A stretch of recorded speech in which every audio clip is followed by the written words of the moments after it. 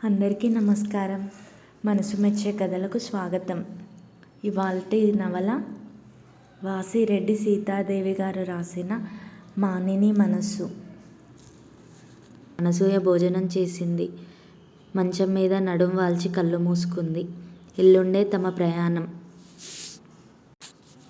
అనసూయ పెళ్ళయ్యాక మొదటిసారి బయటకు వెళ్తుంది కనుక అనసూయ పెదవుల మీద చిరునవ్వు లీలా మాత్రంగా కదిలింది. తను అదృష్టవంతురాలు. పుణ్యం కొద్దీ పురుషుడంటారు. నిజంగానే తను పూర్వజన్మలో పుణ్యం చేసుకుని ఉండాలి. ఆ మాట అంటే రమణమూర్తి నవ్వుతాడు. ఆయనకి భగవంతుడన్నా పునర్జన్మలన్నా నమ్మకం లేదు. తనకు ఏ లోటు లేదు. కానీ ఒక్క విషయంలోనే అప్పుడప్పుడు మనసు కలతపడుతూ ఉంటుంది.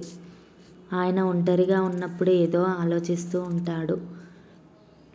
ఒకరోజు అతని కళ్ళల్లో నీరు తిరగడాన్ని కూడా గమనించింది. ఆ సమయాల్లో అతను తన మొదటి భార్యను గుర్తు చేసుకొని బాధపడుతూ ఉంటాడని తనకు అర్థమవుతుంది.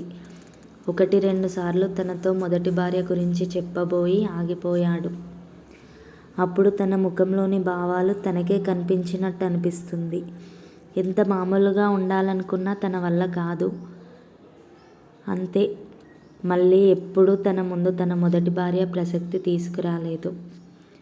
ఒక్కోసారి తనను తానే నిందించుకుంటుంది.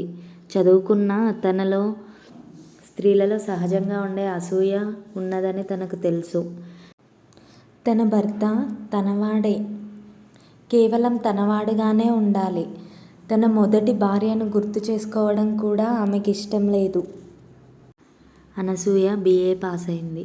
అనసూయకు ఒక అన్న ఉన్నాడు. అనసూయ తండ్రి తహసీల్దారుగా ఉద్యోగం చేసేవాడు. ఆమె చదువుకునే రోజుల్లో చాలా ఉత్సాహంగా ఉండేది. మంచి వక్తగా పేరు పొందింది. వివాహం గురించి ఆమెకు కొన్ని ఖచ్చితమైన అభిప్రాయాలుండేవి.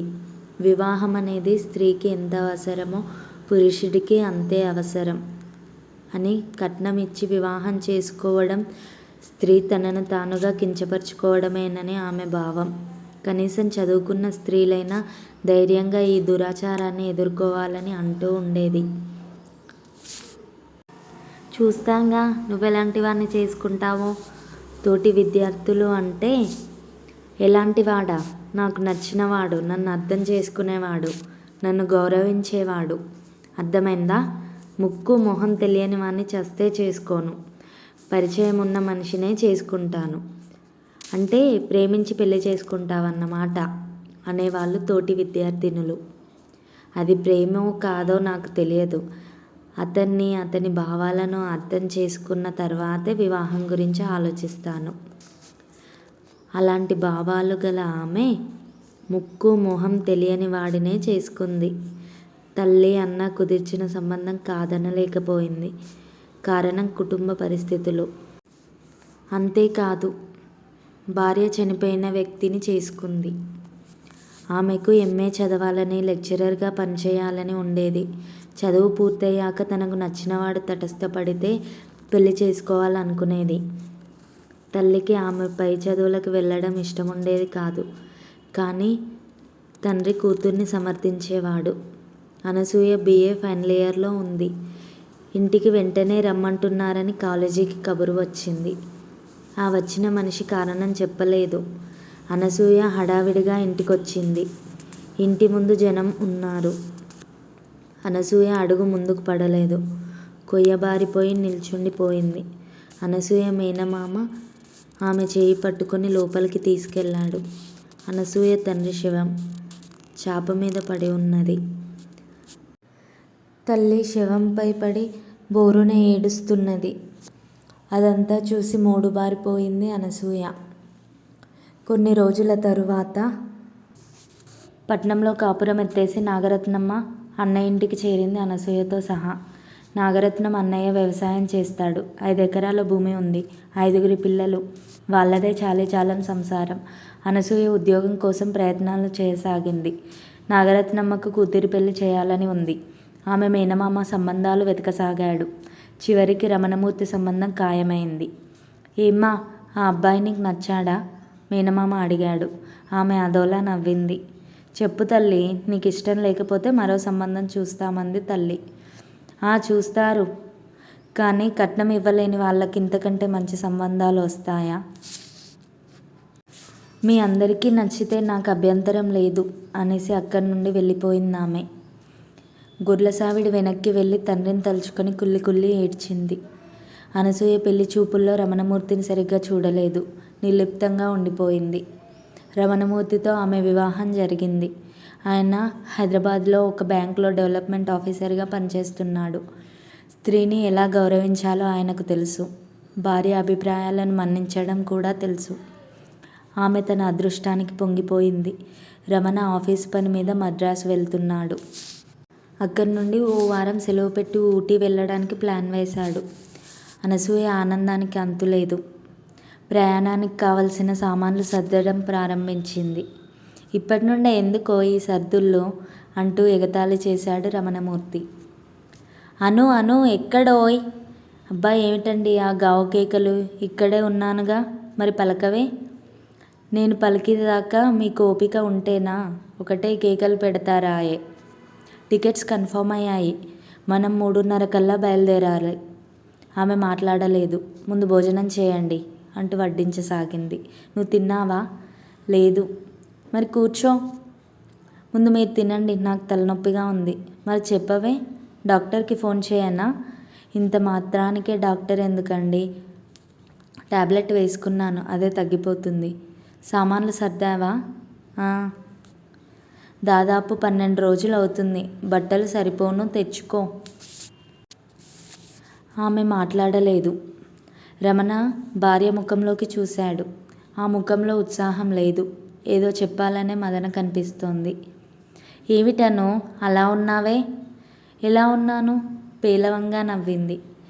ఏదో ఉంది, చెప్పు. మీరు బాధపడతారేమో అని భయంగా ఉంది. ఇంతకీ సంగతేంటో చెప్పు. సస్పెన్స్తో చస్తున్నాను. నేను మీతో క్యాంప్కి రావడం లేదు. రమణ తెల్లబోయి భార్య ముఖంలోకి చూశాడు. అంతవరకు టేబుల్ మీద ఉన్న టెలిగ్రామ్ను రమణ గమనించలేదు. ఆ టెలిగ్రామ్ ఏమిటి? ఎక్కడి నుండి వచ్చింది? ఆతృతగా అడిగాడు. సావిత్రి టెలిగ్రామ్. ఆవిడెవరు? నా స్నేహితురాలు. ఏమైందట ఆవిడకు? ఏమీ కాలేదు. ఇవాళ విశాఖపట్నం నుండి బయలుదేరి రేపు ఉదయం వస్తుందట. మధ్యలో ఈవిడెవరు? పానకంలో పుడకలాగా. 6 నెలల నుంచి మనకు ఎక్కడికి వెళ్ళడానికి కుదరలేదు. తీరా అవకాశం వచ్చేసరికి ఈ పానకంలో పుడకొకటి. సావిత్రి నేను కలిసి చదువుకున్నాం. ఒకే ప్రాణంగా మెలిగాం. ఆవిడ తల్లిదండ్రులు నన్ను వాళ్ళ కూతురులాగానే చూసేవాళ్ళు. ఇంతకీ ఏమంటావు? విసుగ్గా అడిగాడు రమణ. తను వస్తుంటే నువ్వు ఉండాలంటావు. అవునండి, నన్ను చూడ్డానికే వస్తుందనుకుంటాను. ఇంటికి తాళం వేసి మనం వెళ్ళిపోతే ఈ కొత్త ఊళ్ళో ఎక్కడికి పోతుంది? తర్వాత రమ్మని చెప్పు. టైం లేదుగా, ఇవాళ్ళే బయలుదేరుతోంది. రమణమూర్తి ముఖం గంభీరంగా మారింది. బాధపడుతున్నారా? అబ్బే, చాలా సంతోషిస్తున్నాను ఉడుక్కుంటున్నట్టు అన్నాడు. అనసూయ పకపక నవ్వింది. నీకు నవ్వులాటగా ఉందా? అది కాదండి, నాకేం చెప్పకు.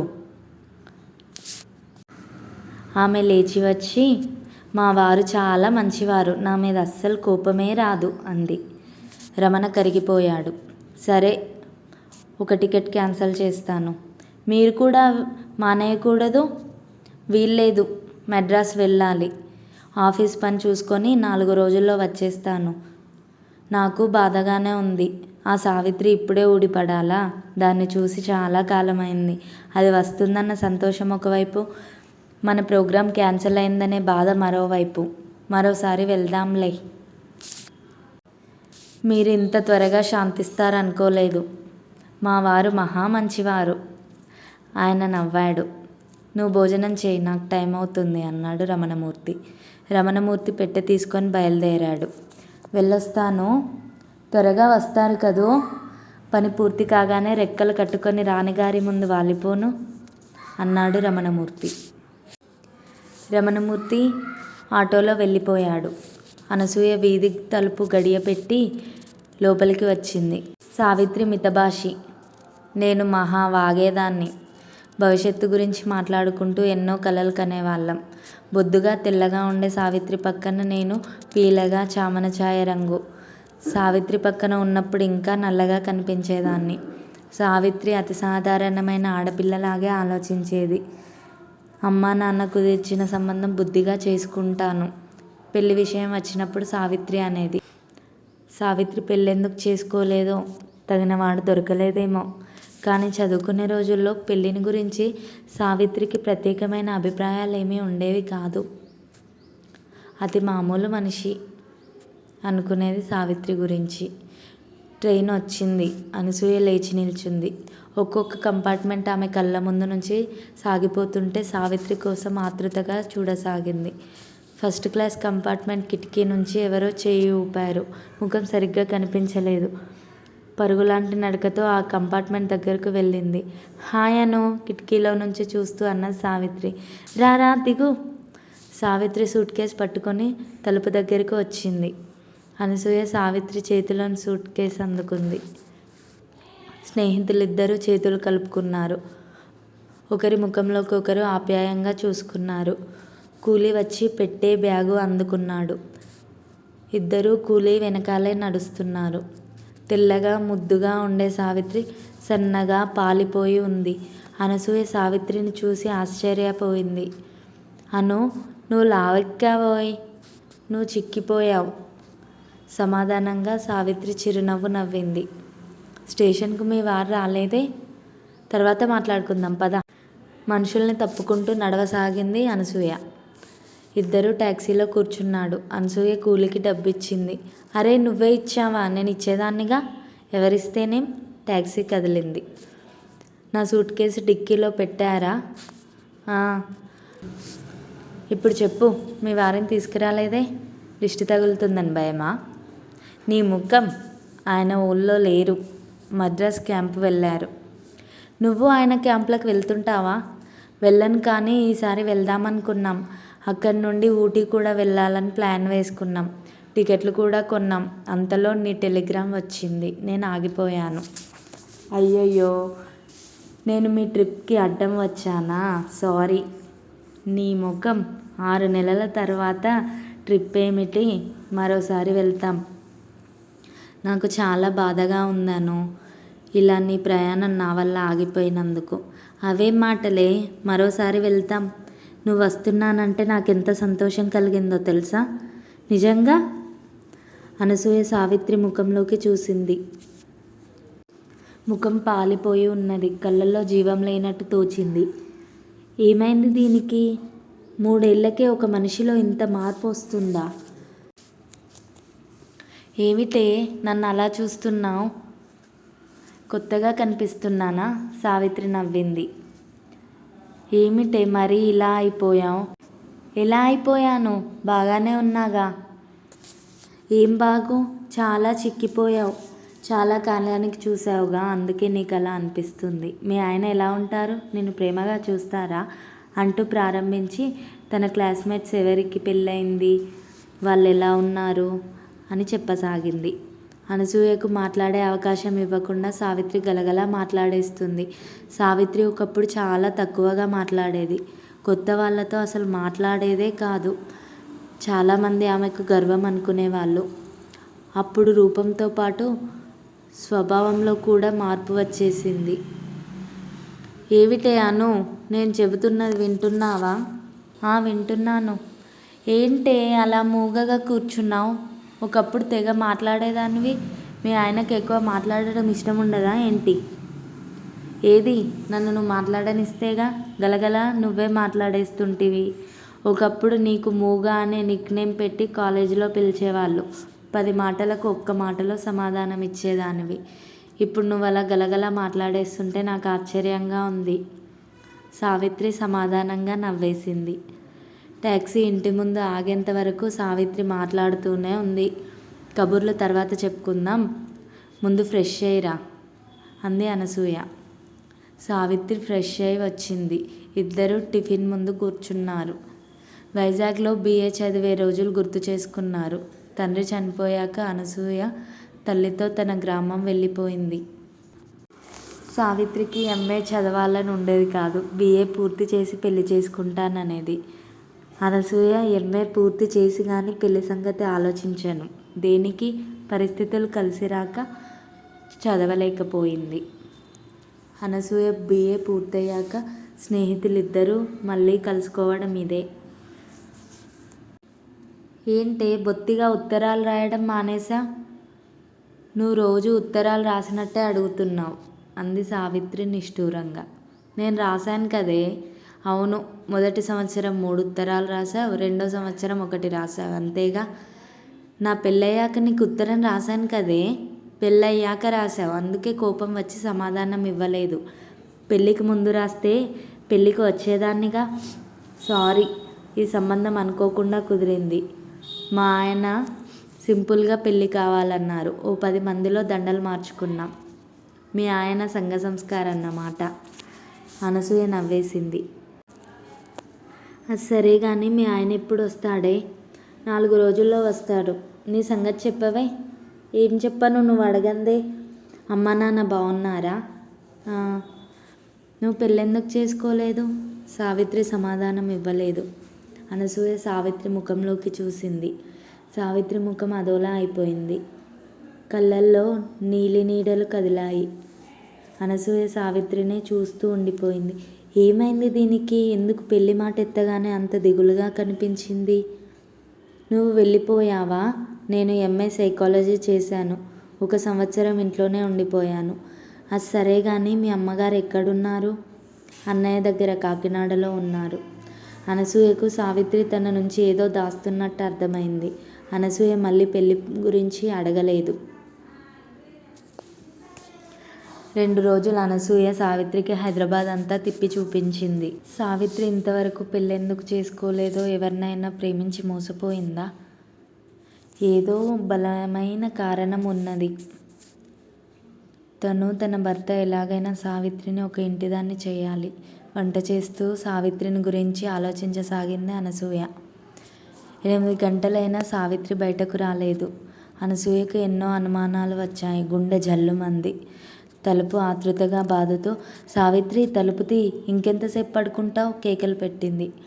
సావిత్రి తలుపు తీసింది. ఆమె జుట్టు లేచి ఉన్నది. కళ్ళెర్రగా ఉన్నాయి. కనురెప్పలు కొద్దిగా వాచి ఉన్నాయి. అనసూయ విస్మయంగా సావిత్రి ముఖంలోకి చూస్తూ ఉండిపోయింది. ఎందుకే అలా చూస్తావు? బాగా నిద్ర పట్టేసింది. తెగ తిరిగాం, వడదెబ్బ తగిలినట్టు అనిపిస్తుంది అన్నది సావిత్రి. వడదెబ్బ తగిలిందా? అయ్యో, వెంటనే చెప్పలేదే. డాక్టర్కి ఫోన్ చేస్తాను. వడదెబ్బ తగల్లేదు, అలా ఉందంటున్నాను. అలసటగా ఉందంతే. ముఖం కడుక్కొస్తాను అంటూ సావిత్రి రూంలోకి వెళ్ళింది. ముఖం కడుక్కుంది. చిరునవ్వును పెదవులకు పులుముకొని అనసూయ దగ్గరకు వచ్చింది. దీని నవ్వులో దుఃఖం కనిపిస్తుంది అనుకుంది అనసూయ. ఇద్దరూ భోజనాలు చేశారు. నువ్వు వచ్చినప్పటి నుండి మనం తిరుగుతూనే ఉన్నాము, మాట్లాడుకున్నట్టే లేదు. పడుకొని కబుర్లు చెప్పుకుందాం అన్నదామె. ఓకే అంటూ లేచి సింక్ దగ్గరికి వెళ్ళింది సావిత్రి. అనసూయ డైనింగ్ టేబుల్ సర్ది తమలపాకులు, సున్నం, వక్కపొడి తీసుకొని సావిత్రి దగ్గరికి వచ్చింది. ఈ మధ్య నీకు ఆకులు తినడం బాగా అలవాటైనట్టుంది అన్నది సావిత్రి. 2 పూటలు భోజనం చేయగానే తింటాను అన్నదామె తమలపాకు ఈనెలు తీస్తూ. మీ వారు ఎప్పుడొస్తారే? రేపో ఎల్లుండో రావాలి మరి తమలపాకు అందిస్తూ అన్నదామె. సావిత్రి, ఒకటి అడగనా? ఒక్కటేమిటి? ఎన్నైనా అడుగు. నిజం చెప్పాలి, నా దగ్గర దాచకూడదు. మనిద్దరి మధ్య చెప్పుకోలేనివేముంటాయి? అందుకే ఓ కవి అన్నాడు, సృష్టిలో తీయనిది స్నేహమేనోయ్ అని. నిజమే సావిత్రి, అనసూయ ఆలోచిస్తూ అన్నది. నువ్వు నన్ను ఏమడగాలనుకుంటున్నావో నాకు కూడా తెలుసు. చెప్పుకో చూద్దాం. పెళ్ళెందుకు చేసుకోలేదని అడగాలనుకుంటున్నావు, అవునా? అవునే. ఎంఏ పూర్తి చేసి కూడా సంవత్సరం దాటిపోయింది. మీ అమ్మ నాన్న పెళ్లి ప్రయత్నాలు ఎందుకు చేయలేదో నాకు అర్థం కావడం లేదు. వాళ్ళు చూపిన సంబంధం నేనే చేసుకోనని తెలుసు. అదేమిటే, అమ్మా నాన్న చూసిన సంబంధం చేసుకుంటాననేదానివిగా. నువ్వు మాత్రం అరేంజ్ మ్యారేజ్ పెద్దవాళ్ళు ఏర్పాటు చేసింది చేసుకోనని కోతలు కోసేదానివిగా. చివరికి ఏం చేశావు? నేను ఏ పరిస్థితుల్లో అలా చేయాల్సి వచ్చిందో నీకు తెలుసు. అలాగే నా పరిస్థితులు కూడా మారి ఉండొచ్చుగా అంటూ పడుకుంది సావిత్రి. పడుకున్నావే, నిద్రొస్తుందా? సరే నిద్రపో అన్నది అనసూయ. నీ ప్రశ్నకు సమాధానం అక్కర్లేదా? నీకు చెప్పడం ఇష్టం లేనట్టుంది. నీ ముఖం. నీకు కాక ఇంకెవరికి చెప్తాను? కొంచెంసేపు కళ్ళు మూసుకొని పడుకుంది. ఉన్నట్టుండి లేచి నడి మంచం మీద కూర్చుంది. తనలో తానే నవ్వుకుంది. కానీ ఆమె కళ్ళలో లీలగా విషాదం కదిలింది. నువ్వు బాధపడుతున్నావు. మరోసారి నీకు చెప్పాలనిపించినప్పుడు చెబుదువు కానీ పడుకో అన్నది అనసూయ సావిత్రిని జాలిగా చూస్తూ. అను, నువ్వు మొదటి కంటే ఇప్పుడు నిండుగా చాలా అందంగా ఉన్నావే అనసూయ కేసి చూస్తూ అన్నది సావిత్రి. అనసూయ నవ్వింది. నువ్వు మాట మారుస్తున్నావు కానీ పడుకో. అదేం లేదే, నీకు తప్పక చెబుతాను తనకు తానే చెప్పుకుంటున్నట్టు అన్నది. అదోలా నవ్వింది. ఆ నవ్వు తనను చూసుకుంటూ తనే నవ్వుకుంటున్నట్టు అనిపించింది అనసూయకు. ఆ నవ్వు సావిత్రి కళ్ళల్లో దేన్నో వెతకడానికి ప్రయత్నించింది. సావిత్రి తల వంచుకొని నెత్తి గోక్కుంటూ కూర్చుంది. ఆ కూర్చున్న వాలకం కూడా అనసూయకు అసాధారణంగా అనిపించింది. ఇంతలో అనసూయ ఆవలించింది. నిద్రొస్తుందా? మరి రాదు. అసలు విషయం చెప్పకుండా ఏదేదో మాట్లాడుతూ బోర్ కొట్టిస్తున్నావు. నువ్వేమో మీ అన్నయ్య తెచ్చిన సంబంధం కిక్కురుమనకుండా చేసుకున్నావు. నేనేమో నాన్న ఎన్ని సంబంధాలు తెచ్చినా చేసుకొని పొమ్మన్నాను. తమాషాగా ఉంది కదూ అను. అవును, నేను ఎంఏలో చేరాను. అమ్మకు నేను ఎంఏ చదవడం ఇష్టం లేదు. నా క్లాస్మేట్ వేణుగోపాల్కి నేను చచ్చేంత ఇష్టం, ఆరాధన. కానీ నాకు అతన్ని చూస్తేనే ఒళ్ళు మండిపోయేది. అతను పలకరిస్తే చాలు కరిచినట్టే జవాబిచ్చేదాన్ని. అతనికి నన్ను ప్రేమించే అధికారం ఎవడిచ్చాడు? అనసూయ పకపక నవ్వింది. ఎందుకే నవ్వుతావు? ప్రేమించడానికి ఒకరు అధికారం ఇవ్వడం ఏమిటే? అది నిజమేలే. అప్పుడు అలా అనుకునేదాన్ని. అంటే నువ్వు ప్రేమలో పడ్డావన్నమాట. అవును, పడ్డాను. అదే బురదలో పడ్డాను. చివరికి మిగిలింది బురదే. కవిత్వం మాట్లాడుతున్నావే. మధ్యలో వెధవ రిమార్క్స్ పాస్ చేయకు. సావిత్రి మూతి తిప్పింది. అలాగే మహాతల్లి, త్వరగా చెప్పు, నిద్రొస్తుంది. అతను కనిపిస్తే చాలు నాకు వంటి మీద తేళ్ళు జెర్రు పాకినట్టుండేది. అందంగా ఉండేవాడు కాదా? అయ్యో లేకే, చాలా అందంగా ఉండేవాడు. చాలామంది ఆడపిల్లలు అతనంటే పడి చచ్చేవాళ్ళు. నాకే ఎందుకో అతనంటే ఇష్టముండేది కాదు. మా కాలేజీలో ఫంక్షన్లో రామకృష్ణతో పరిచయం అయింది. అతను నల్లగా ఉంటాడు. పెద్ద అందంగా కూడా ఏముండడు. అయినా అతనంటే నాకు ఇష్టం ఏర్పడింది. ఎందుకో తెలుసా? చెప్పు. అతను ముభావంగా ఉండేవాడు. గర్వంగా కనిపించేవాడు. నేను అందంగా ఉంటానని అందరూ అనేవాళ్ళుగా. చాలామంది నా కోసం చేతులు చాచారు. చాచిన చేతుల్ని కసిగా కొరికాను.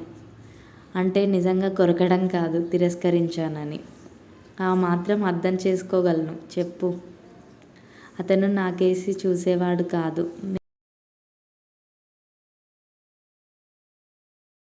అందుకే అతని వైపు నేను ఆకర్షించబడ్డానేమో.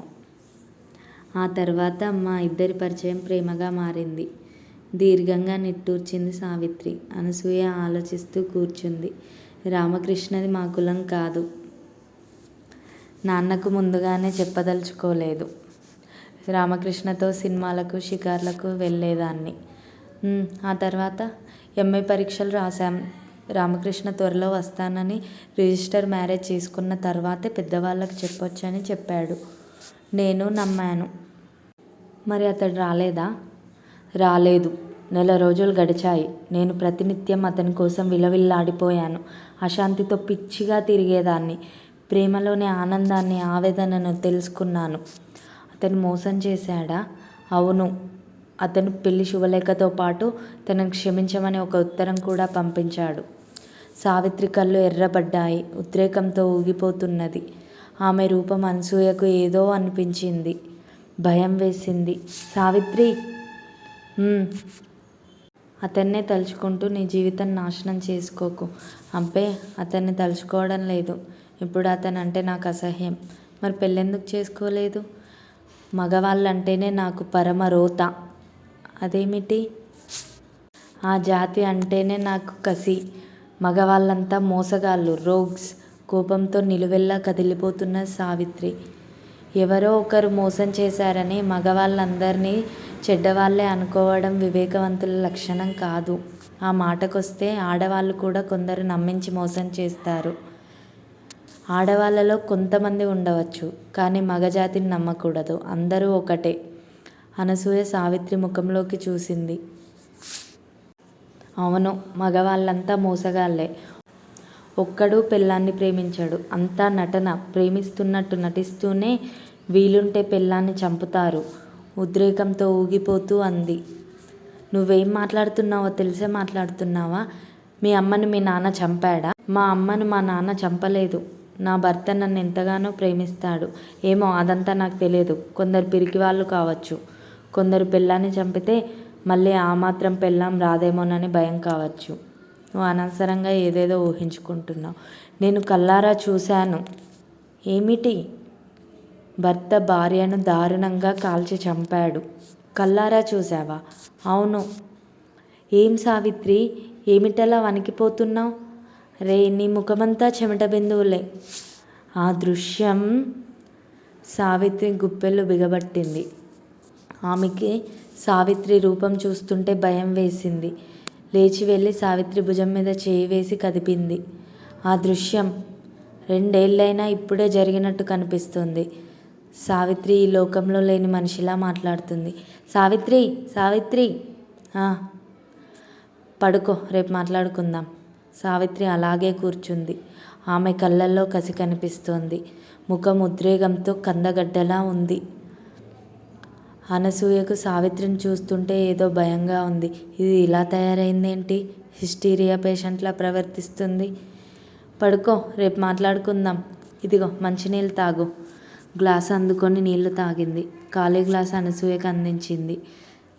సావిత్రి ఆమె ముఖంలోకి చూసింది. సారీ అను, ఆ విషయం గుర్తొస్తే చాలు నన్ను నేను ఉన్న పరిసరాల్ని కూడా మర్చిపోతాను. పడుకో, నిద్ర పట్టదు. ఆ విషయం నీకు పూర్తిగా చెబితే కానీ నా మనసు తేలిక పడదు.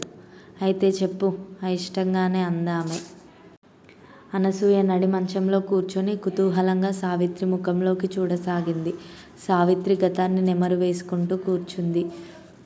చెప్పవే, ఎంతసేపు సస్పెన్స్తో చంపుతావు? నాన్న రిటైర్ అయ్యారు. మా ఇల్లు 2 భాగాలుగా చేసి ఒక భాగం అద్దెకిచ్చారు. అలా అద్దెకివ్వడం నాకు ఇష్టం లేదు.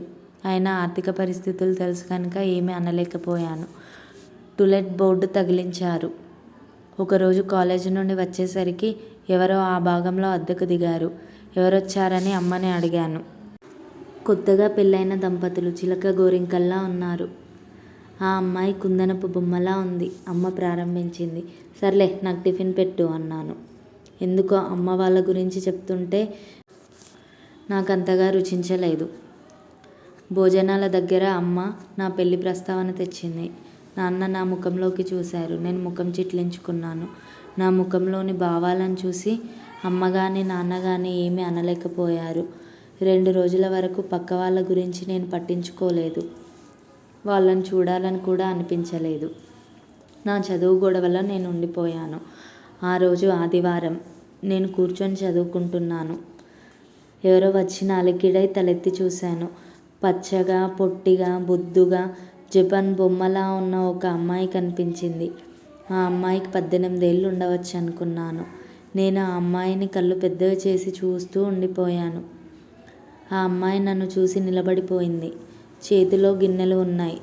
చేతులకేసి చూశాను. పచ్చటి చేతి గోళ్లకు, కాళ్ళకు గోరింటాకు. బంగారానికి కెంపులు పొదిగినట్టుంది. ఆ అమ్మాయి ఓ క్షణం నా ముఖంలోకి చూసింది. పెద్ద కళ్ళు, ఆ కళ్ళల్లో అమాయకత్వం, ముఖంలో ముగ్ధత్వం. నాకు కవిత్వం రాదు, వస్తే రాసేసి ఉందును. ఆమె చాలా అందంగా ఉంది. ఆ అమ్మాయి తల వంచుకొని లోపలికి చనువుగానే వెళ్ళిపోవడం నాకింకా ఆశ్చర్యాన్ని కలిగించింది. ఎవరండి అన్నాను వెనుక నుంచి. ఆమె జవాబు ఇవ్వలేదు. కనీసం వెనక్కి తిరిగి కూడా చూడలేదు. నేను వెర్రిదానిలా చూస్తూ ఉండిపోయాను. నేను ఆశ్చర్యం నుంచి కోలుకోకుండానే ఆ అమ్మాయి బయటకు వెళ్ళిపోయింది. ఈసారి చేతిలో గిన్నెలతో కనిపించలేదు. ఆ అమ్మాయి గురించి ఆలోచిస్తూ అమ్మని అడిగాను. అమ్మ ఒక ప్లేటులో పకోడీలు తెచ్చి నా ముందు పెట్టింది. చంద్రవదన తెచ్చింది. నేను అడగకుండానే అమ్మ చెప్పింది. చంద్రవదన? ఇప్పుడొచ్చిన అమ్మాయి పేరు చంద్రవదన. అవునా? నీకింకా ఆ పిల్ల పేరు కూడా తెలియదా? అమ్మ ఆశ్చర్యంగా అన్నది.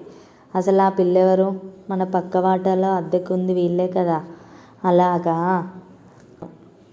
పిల్ల బుద్ధిమంతురాలు. పిన్నిగారు పిన్నిగారు అంటూ చుట్టూ తిరుగుతుంది. కలుపుగోలుతనం.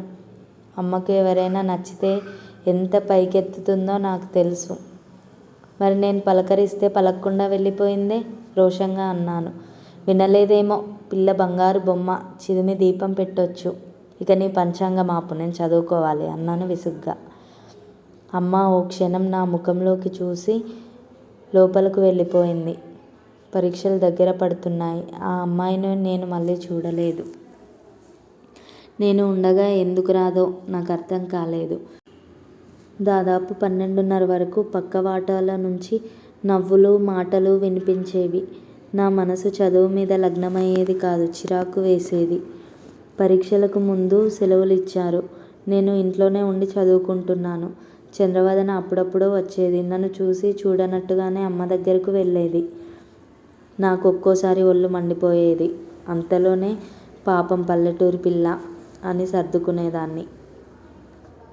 ఏదేమైనా ఆ అమ్మాయిని మాత్రం నేను కళ్ళు పెద్దవి చేస్తూ చూసేదాన్ని.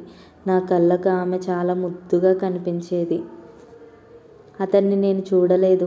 అతన్ని చూడాలనే కుతూహలం కూడా కలగలేదు. కొద్ది రోజులు గడిచాయి. నేను రాత్రంతా చదివి పరీక్ష రాసి వచ్చి మధ్యాహ్నం కొద్ది రోజులు మాత్రం నిద్రపోయేదాన్ని. ఆ రాత్రి అప్పటికే 2 పేపర్లు రాశాను. శ్రద్ధగా చదువుతున్నాను. మధ్య మధ్య కళ్ళు మూతలు పడుతున్నాయి. ఫ్లాస్కులోంచి టీ వంచుకొని తాగాను. దాదాపు 12:30 అయింది. పక్క రూంలో నుంచి సన్నగా నవ్వులు మాటలు వినిపించాయి. టీ తాగుతూ వినడానికి ప్రయత్నించాను. సరిగ్గా వినిపించలేదు. మళ్ళీ చదువులో మునిగిపోయాను. అలా ఎంతసేపు చదివానో నాకే తెలియదు. అకస్మాత్తుగా ఓ స్త్రీ ఏడుపు వినిపించింది. తుళ్ళిపడ్డాను.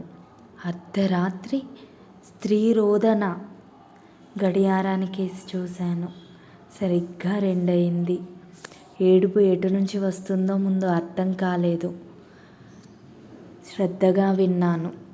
పక్క వాటాలోంచి అని తెలిసింది. భార్యాభర్తలు పోట్లాడుకున్నట్టున్నారు అనుకున్నాను. మళ్ళీ టీ తాగాను.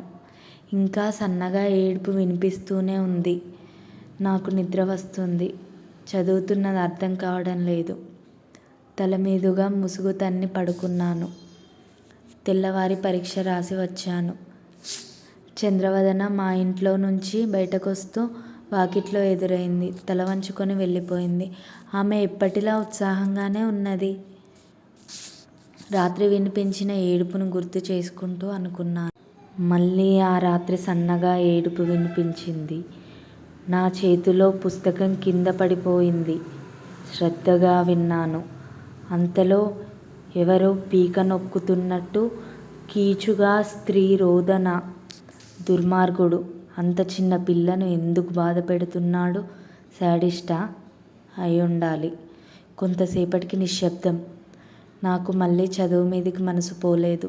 నిద్రపోయాను. నిద్రమాత్ర వేసుకొని మరీ నిద్రపోయాను.